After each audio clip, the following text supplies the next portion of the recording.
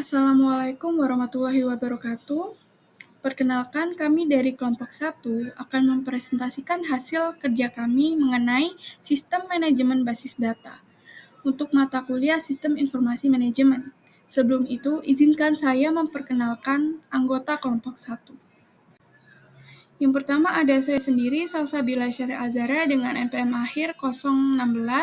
Yang kedua ada Zera Yakenanya dengan NPM akhir 007. Yang ketiga ada Abigail R. Vira dengan NPM akhir 110. Yang keempat ada Nuraini Isnawati dengan NPM akhir 040. Yang kelima ada Afu Koyo Majid dengan NPM akhir 005. Yang keenam ada Rizky Kusumananda dengan NPM akhir 188 dan yang terakhir ada Venia Ludita dengan NPM akhir 308. Di sini kami akan membahas mengenai organisasi data, struktur basis data, contoh basis data relasional, membuat basis data, menggunakan basis data, personel basis data, dan menempatkan sistem manajemen basis data dalam perspektif. Ada 7 subbab materi yang akan kita bahas di bab 6.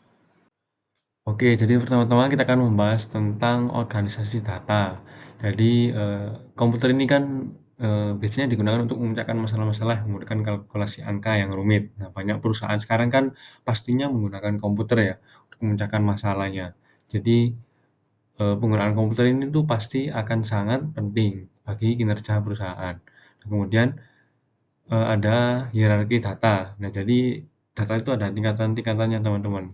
Untuk yang paling rendah yaitu bukan rendah ya, untuk yang paling kecil yaitu ada data. Nah, kemudian, eee, data-data yang digabungkan itu akan menjadi record, kemudian record yang digabungkan akan menjadi file.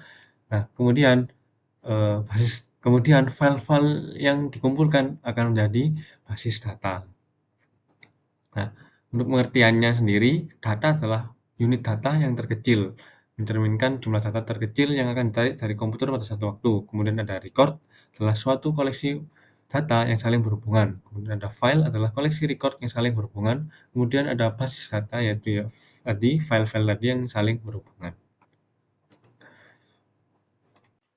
Oke teman-teman, nah biasanya untuk menginput data kan kita biasanya dimasukkan ke spreadsheet nih, jadi bentuk tabel, kemudian ada kolom-kolom. Nah, untuk menginput data ini agar tidak susah dibaca oleh komputer dan meminimalisir kesalahan, maka harus dijadikan flat files atau flat files itu kasarannya yaitu adalah tabel yang tidak memiliki kolom yang berulang. Nah, untuk contoh gambar di atas itu adalah bukan flat files ya, karena ada kolom yang berulang teman-teman. Nah, itu ada kode, kemudian ada uraian, kemudian ada kode lagi.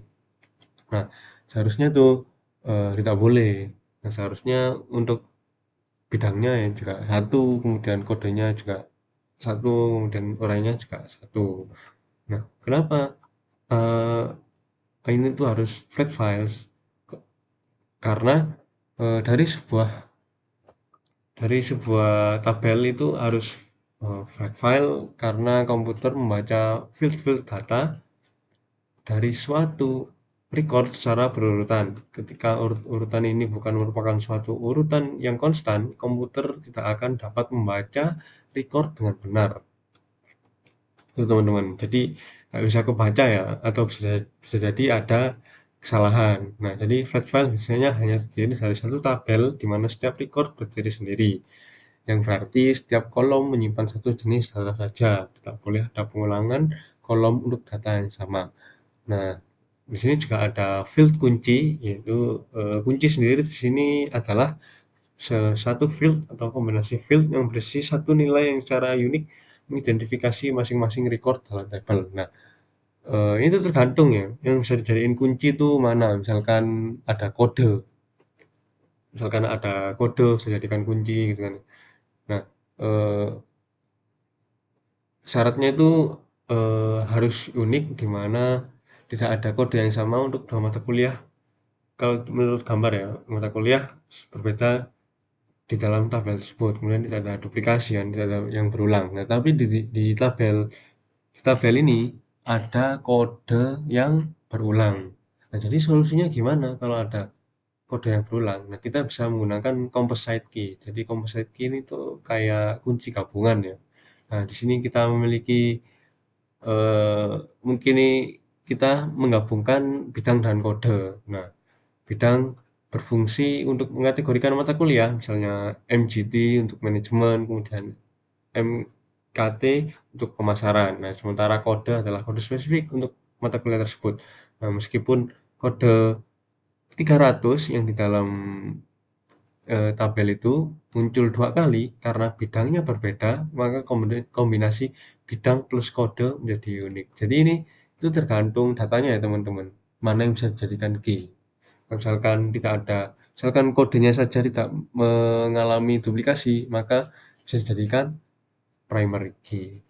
Kalaupun tidak bisa, maka bisa menggunakan composite key atau menggunakan kolom kolom khusus lain yang bisa dijadikan primary key. Slide selanjutnya akan dijelaskan oleh rekan saya. Di sini saya akan menjelaskan materi tentang struktur basis data. Sebelumnya, struktur basis data sendiri yaitu cara perorganisasian data agar pemrosesan lebih efisien. Implementasi struktur ini dilakukan melalui sistem manajemen basis data atau DBMS, yaitu perangkat lunak yang menyimpan struktur data serta informasi terkait lainnya. Basis data dianggap sebagai self-describing set of related data karena mampu menjelaskan dirinya sendiri. Lalu ada jenis struktur basis data. Yang pertama yaitu struktur basis data hierarkis. Sistem ini merupakan bentuk awal basis data dikembangkan oleh GE pada tahun 1964. Yang kedua yaitu data disusun dalam bentuk hierarki seperti pohon dengan hubungan induk anak. Selanjutnya yaitu struktur basis data jaringan. Dikembangkan sebagai solusi atas keterbatasan model hierarkis, memungkinkan hubungan antara data yang lebih kompleks melalui konsep record dan record owner. Lalu lebih fleksibel dalam menghubungkan data, tetapi bisa menyebabkan struktur yang rumit dan sulit dikembangkan. Jenis struktur basis data yang ketiga yaitu struktur basis data relasional.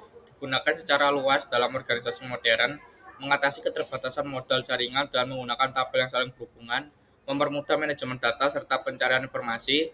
Yang terakhir yaitu konsep ini dikembangkan lebih lanjut oleh IFCODD yang memperkenalkan tabel relasional untuk menyampaikan data dengan cara yang lebih efisien. Perkenalan, nama saya Nuraini Isnawati dengan NPM akhir 040. Nah, selanjutnya saya akan menjelaskan terkait contoh basis data relasional. Nah, basis data relasional yaitu mengatur data dalam beberapa tabel untuk mengurangi redundansi atau pengulangan data atau penggandaan data. Nah, contoh basis data relasional ini yang pertama ada basis data jadwal. Nah, basis data jadwal ini diimplementasikan dalam Microsoft Access.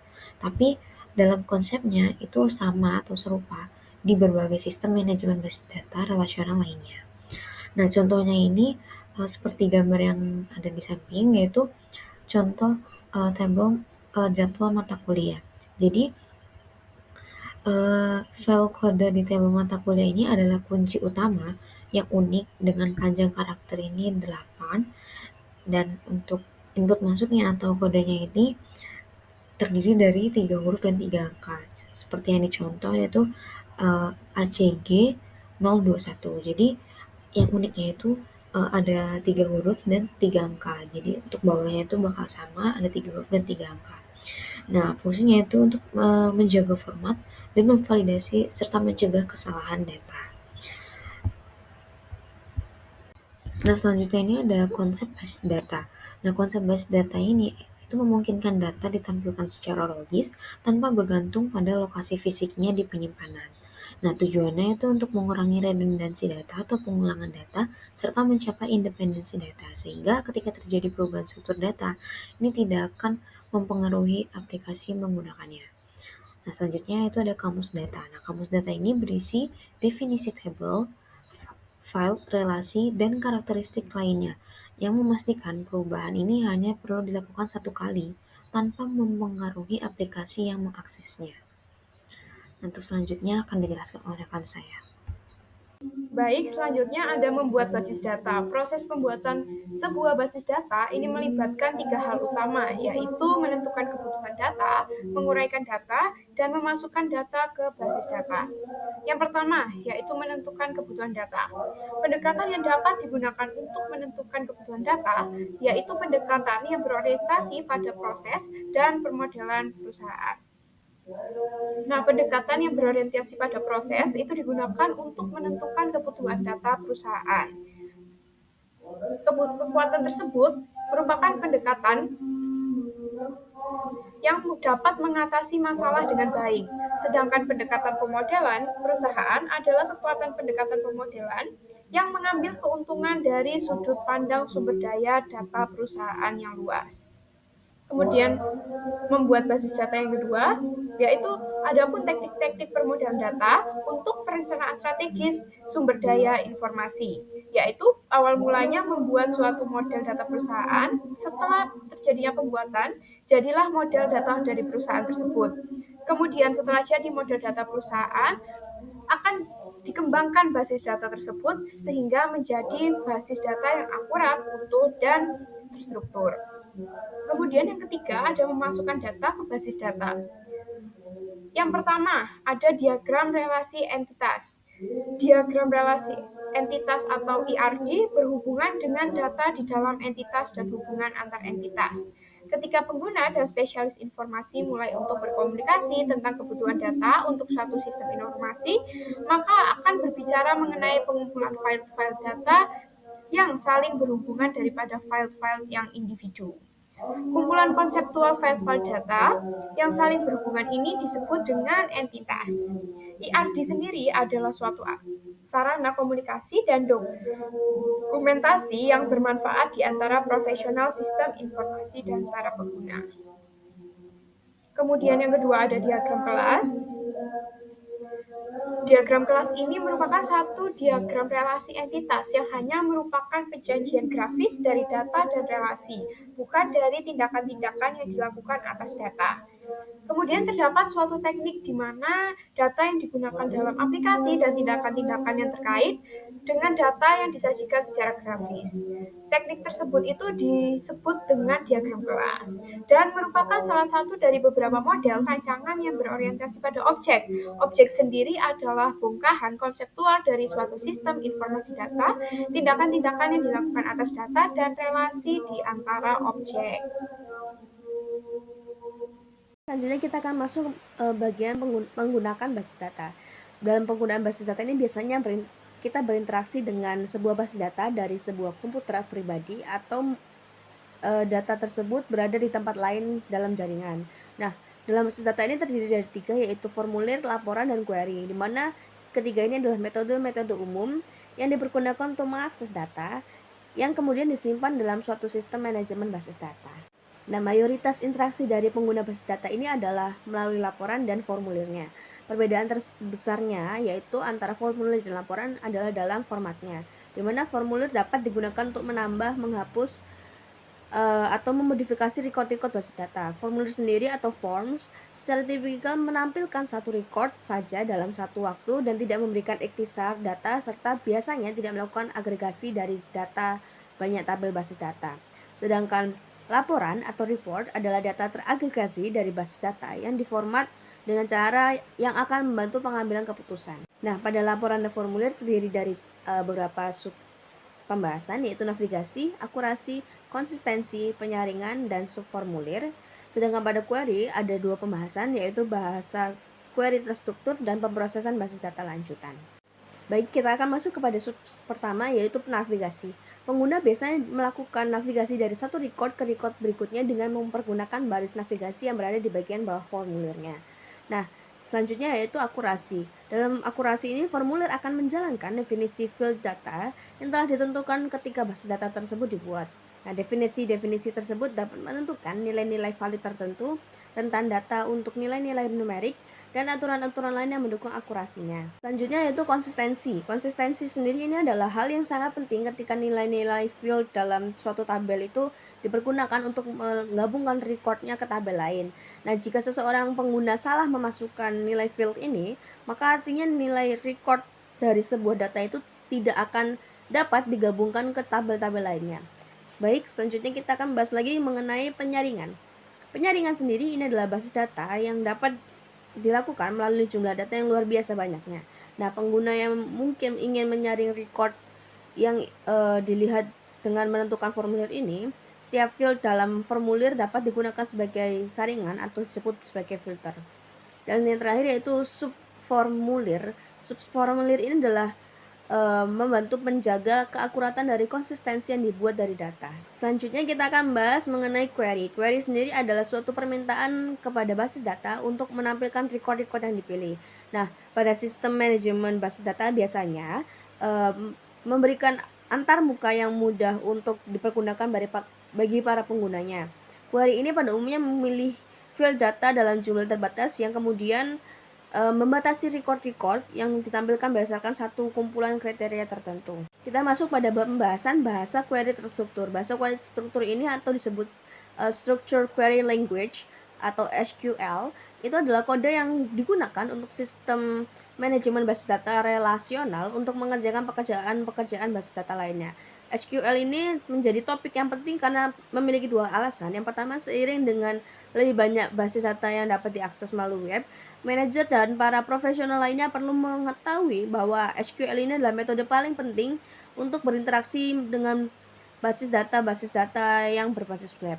Lalu alasan kedua yaitu para manajer perlu mengetahui bahwa menulis SQL bukanlah hal yang sulit bagi sebagian besar kebutuhan data mereka. Pemrosesan basis data lanjutan biasanya disebut dengan pemrosesan analitis online atau dalam bahasa Inggrisnya Online Analytical Processing, jika yang disingkat yaitu OLAP. Nah, OLAP sendiri itu telah menjadi hal yang semakin umum dalam peranti lunak sistem manajemen basis data, di mana data mining, data merge, dan data warehousing mengacu pada kelompok konsep yang melihat data perusahaan sebagai sebuah peti harga yang harus mengacu pada kelompok konsep yang melihat data perusahaan sebagai sebuah peti harga yang harus dibuka, diperiksa, dan dikuasai. Nah, ketiganya itu memutuskan perhatian pada metodologi yang menawarkan akses yang cepat kepada para pengguna untuk mengagregasikan data-data tersebut untuk kebutuhan pengambilan keputusan mereka. Perkenalkan, nama saya Zera Ekenanya dengan NPM akhir 007. Di sini saya akan membahas mengenai personal basis data. Jadi personal basis data dalam pengelolaan basis data terdapat beberapa peran yang penting. Yang pertama ada administrator basis data atau database administrator atau DBA. Mereka bertanggung jawab atas pengelolaan teknis dan manajerial dari sumber daya basis data. Tugas mereka itu meliputi menjaga keamanan data, memastikan kinerja basis data yang optimal, serta melakukan backup dan pemulihan data, dan juga mengatur akses pengguna. Kedua, ada programmer basis data atau database programmer. Mereka ini bertugas menulis kode komputer untuk mengolah data secara efisien. Tugas mereka ini termasuk merancang, mengembangkan, dan mengoptimalkan kode untuk memproses data sehingga sistem dapat berjalan dengan cepat dan efisien. Kemudian yang ketiga, penggunaan akhir basis data atau end user. Mereka ini adalah orang-orang yang menggunakan basis data untuk mengambil informasi yang diperlukan dalam pekerjaan mereka. Keputusan yang mereka buat itu dan seberapa sering mereka mengambil data dapat mempengaruhi desain, penggunaan, dan efisiensi basis data secara keseluruhannya. Peran-peran ini saling berkaitan dan bersama-sama memastikan basis data dapat berfungsi secara efektif dan efisien. Kemudian administrator basis data atau yang biasa dikenal dengan database administrator atau DBA adalah spesialis informasi yang bertanggung jawab untuk mengembangkan, mengelola, dan menjaga basis data dalam suatu perusahaan. Mereka ini mengawasi seluruh aktivitas basis data dan harus memiliki keahlian manajerial serta teknis yang tinggi. Dalam sebuah perusahaan, biasanya ada beberapa DBA yang dikelola oleh seorang manajer administrasi basis data.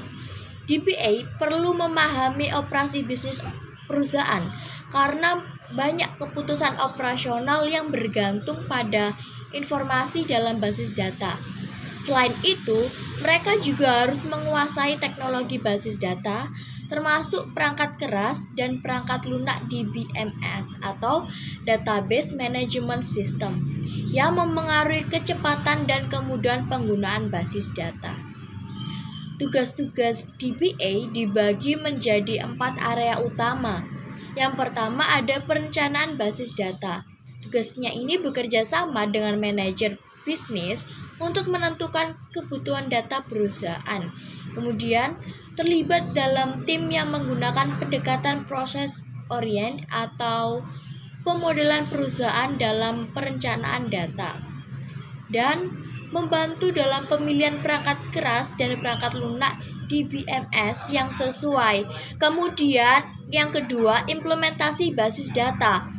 Tugas ini membuat basis data sesuai dengan spesifikasi dari DBMS yang dipilih.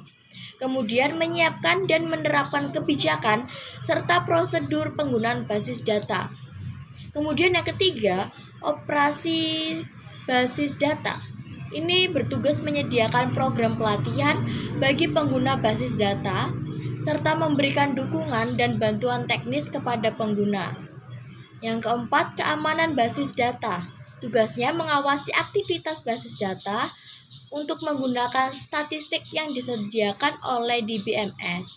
Kemudian memastikan keamanan data dari akses yang tidak sah dan memberikan akses yang mudah dan aman bagi pengguna yang berwenang.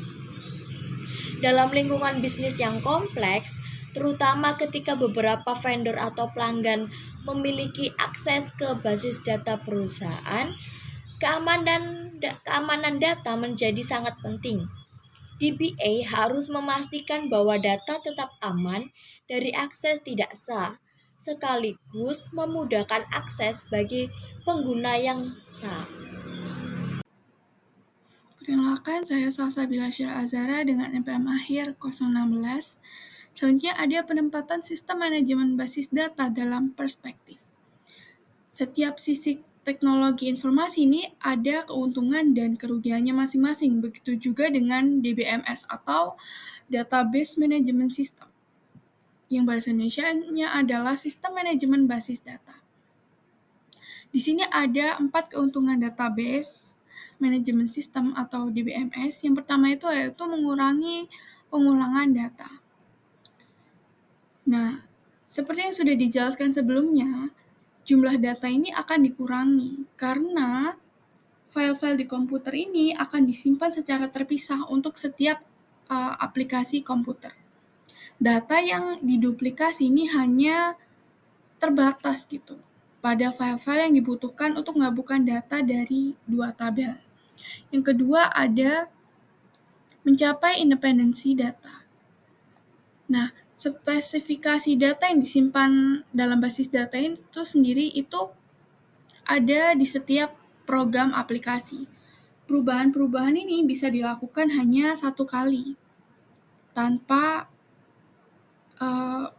dilakukannya perubahan pada banyak program aplikasi yang mengakses data. Yang ketiga ada pengambilan data dan informasi dengan cepat. Secara relasi logis dan bahasa query terstruktur, mungkin pengguna menarik data dalam hitungan detik atau menit, dibandingkan dengan berjam-jam atau berhari-hari jika mengambil data menggunakan pemrograman tradisional seperti COBOL atau Java. Jadi keuntungannya ketika memakai DBMS ini bisa menarik data itu dalam hitungan detik atau menit. Gitu. Terus yang keempat, ada keamanan yang lebih baik.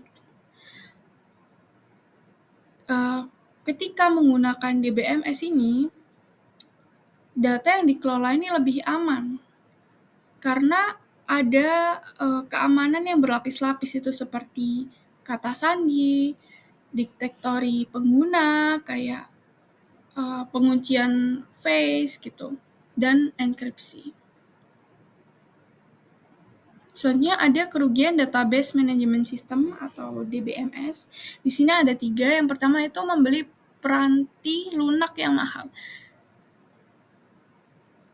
DBMS ini untuk mainframe-nya ini harganya sangat mahal gitu. DBMS berbasis komputer mikro itu harganya bisa sampai ratusan dolar. Nah, itu bisa menjadi pengeluaran yang sangat besar bagi organisasi kecil gitu.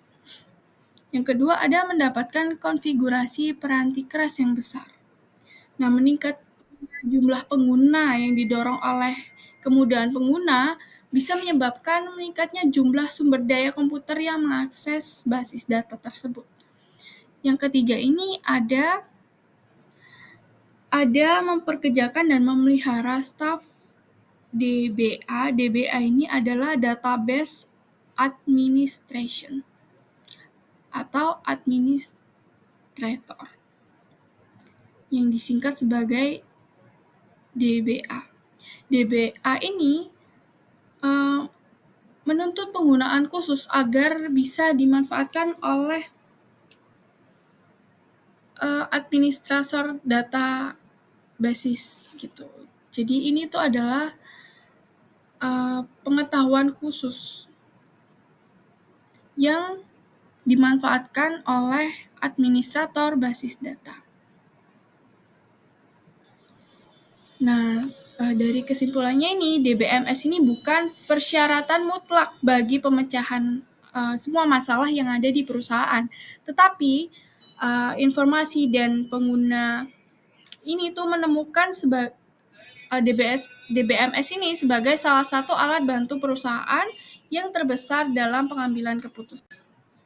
Sekian presentasi dari kami kelompok 1 mengenai sistem manajemen basis data. Terima kasih. Wassalamualaikum warahmatullahi wabarakatuh.